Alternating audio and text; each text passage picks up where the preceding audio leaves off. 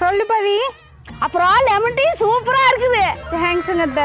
இருடி எங்க அத்தை வேற இருக்காங்க, அக்கிட்ட வந்து பேசுறேன்.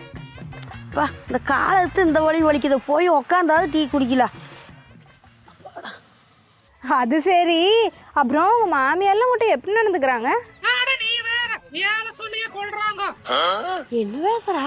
அப்படி என்ன வேலை சொல்றாங்க? என்ன சொல்றாங்களா? இன்னைக்கு கூட காத்தால ரசம் வச்சு கத்திரிக்காய் வணக்கி இருந்தேன்.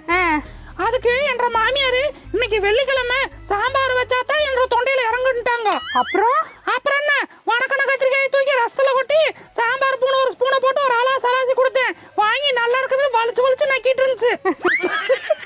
இந்த காலத்து பிள்ளையெல்லாம் எப்படி இருக்காளுங்க பாரு.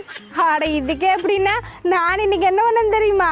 முந்தா நேத்து வச்ச ரசம் ஒரு டம்ளர் மீதி கிடந்துச்சு, அதுல சக்கரையும் தூளையும் போட்டு கொதிக்க வச்சு லெமன் டீ